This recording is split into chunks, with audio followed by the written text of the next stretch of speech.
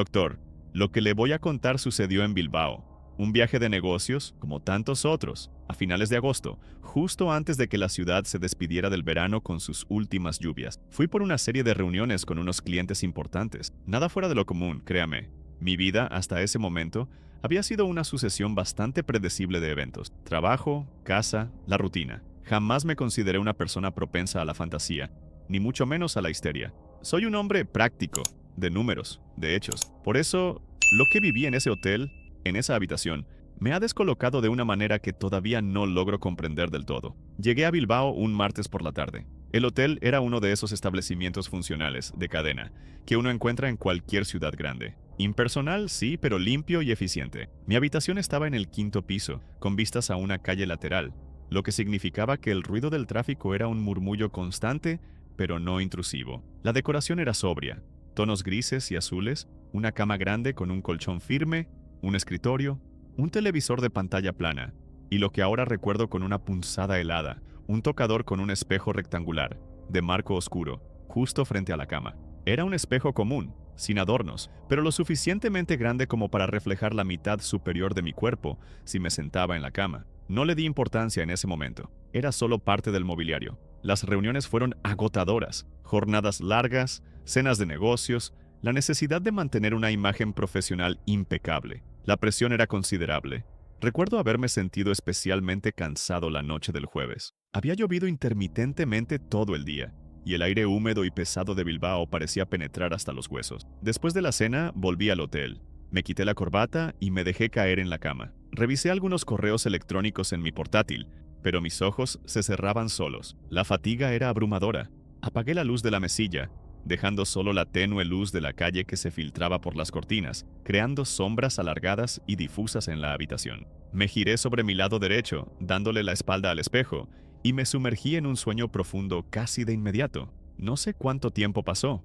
Horas, supongo. La oscuridad era densa, pero no total. Podía distinguir las formas de los muebles, el contorno de la ventana. De repente me encontré consciente. No desperté de golpe, sino que emergió una especie de lucidez lenta, como si mi cerebro se encendiera por partes. Lo primero que noté fue una presión inmensa sobre mi pecho, como si un peso invisible me aplastara contra el colchón. Intenté moverme, girar la cabeza, levantar un brazo. Nada. Mis músculos no respondían.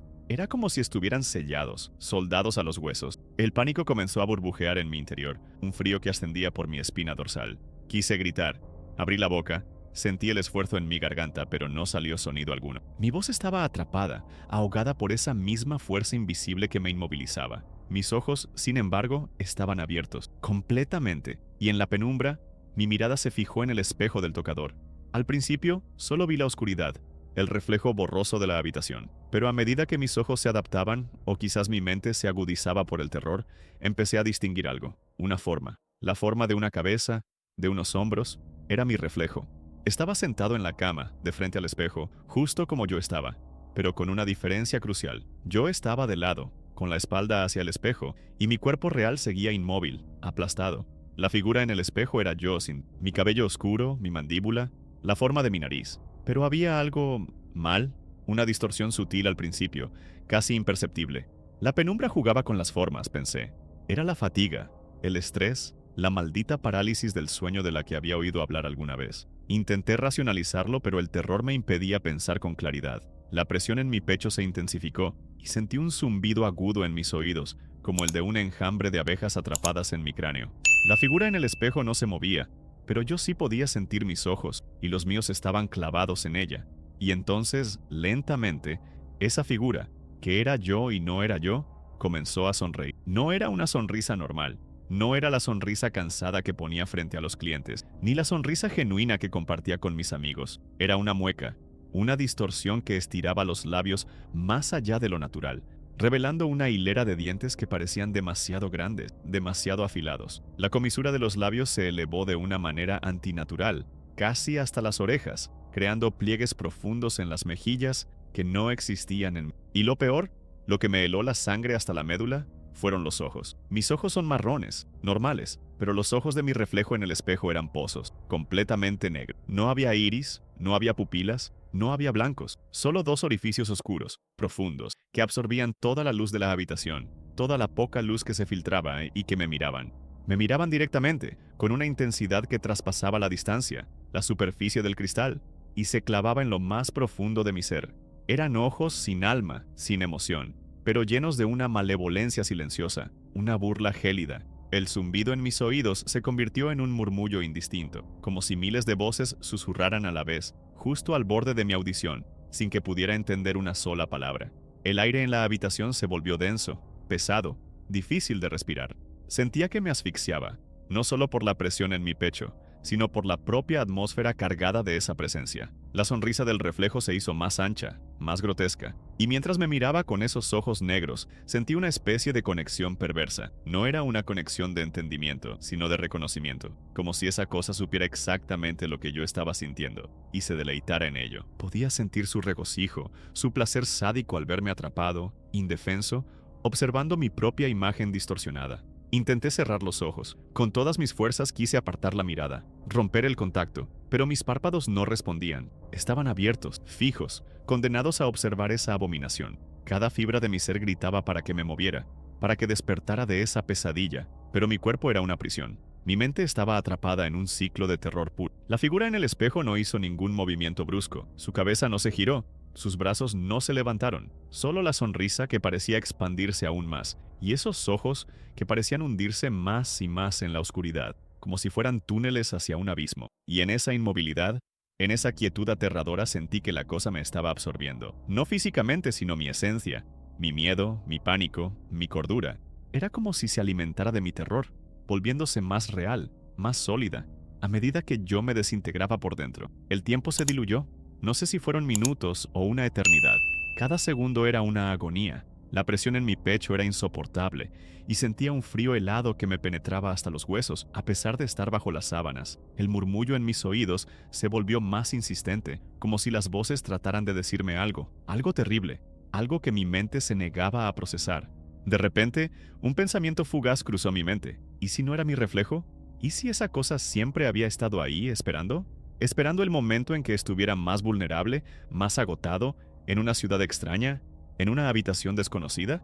La idea me golpeó con la fuerza de un puñetazo. No era un reflejo, era una entidad que había tomado mi forma, o al menos una versión pervertida de ella para atormentarme. La sonrisa en el espejo pareció cambiar, volviéndose más astuta, más consciente, como si hubiera leído mi pensamiento, como si supiera que yo había comprendido. Y en ese instante, sentí un impulso primario, animal, de supervivencia.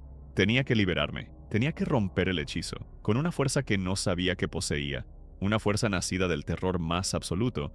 Concentré toda mi voluntad en mover un solo dedo, el dedo meñique de mi mano izquierda. Sentí un temblor, un espasmo casi imperceptible, pero fue suficiente. Fue la grieta en la prisión. La presión en mi pecho no desapareció de inmediato, pero sentí un ligero alivio.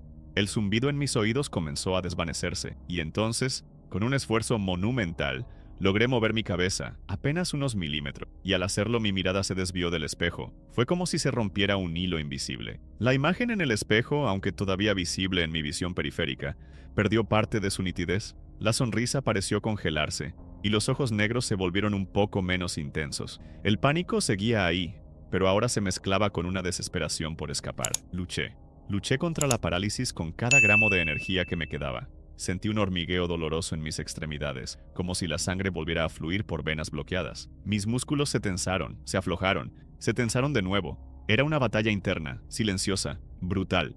Y entonces, con un jadeo ahogado, me liberé. Mi cuerpo se convulsionó. Me senté de golpe en la cama, el corazón latiéndome como un tambor desbocado contra las costillas. Mi respiración era errática, superficial. Estaba empapado en sudor frío, y mis músculos temblaban incontrolablemente. Mi garganta estaba seca, áspera, como si hubiera gritado durante horas. Mis ojos se dirigieron de inmediato al espejo. Estaba oscuro. El reflejo era el de la habitación en penumbra, el contorno de los muebles, la luz tenue de la calle. No había sonrisa, no había ojos negros, no había nada más que mi propio reflejo, borroso y apenas visible. Me quedé ahí, sentado en la cama, con los brazos abrazando mis rodillas, temblando. El silencio de la habitación era pesado, opresivo. Cada sombra parecía esconder algo. Cada crujido del hotel, cada susurro del viento fuera de la ventana me hacía saltar. Encendí la luz de la mesilla. La habitación se inundó de una luz amarilla y artificial. Miré el espejo de nuevo. Mi reflejo me devolvía la mirada. Mi propio rostro, pálido, con los ojos dilatados por el miedo, el cabello revuelto. Era yo, completamente yo. Pero la imagen de esa otra cosa, de esa sonrisa distorsionada y esos ojos negros, estaba grabada a fuego en mi mente. No era un recuerdo, era una cicatriz. No pude volver a dormir esa noche. Me quedé sentado en la cama, con la luz encendida, observando cada rincón de la habitación, especialmente el espejo. Cada vez que mi mirada se posaba en él, sentía un escalofrío que me recorría la espalda. No veía nada, pero la sensación de que algo había estado allí, de que algo me había observado y se había deleitado con mi terror, era palpable. Al amanecer, con las primeras luces grises filtrándose por la ventana, me levanté.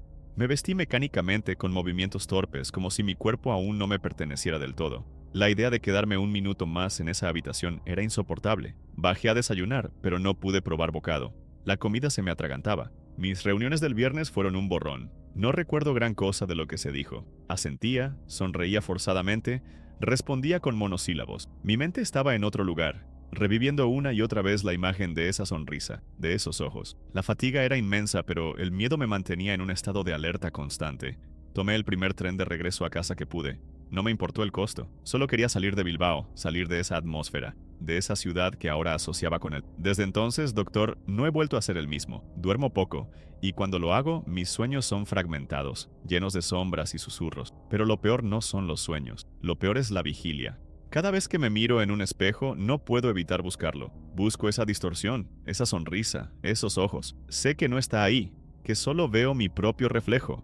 Pero la duda, la inquietud, se ha instalado en mí. ¿Fue solo una alucinación? ¿Un efecto extremo de la parálisis del sueño, exacerbado por el cansancio y el estrés? Mi parte racional me dice que sí, pero hay algo más. Una sensación persistente, como si una parte de mí se hubiera quedado atrapada en ese espejo de Bilbao.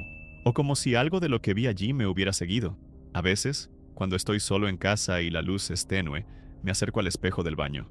Me miro fijamente buscando. Y por una fracción de segundo, doctor, solo por una fracción de segundo, me parece que la oscuridad en mis propios ojos es un poco más profunda, y que la comisura de mis labios, apenas, se estira un poco más de lo normal. Y no puedo evitar preguntarme si esa cosa, esa entidad, simplemente se fue, o si encontró una nueva forma de mirarme, desde dentro.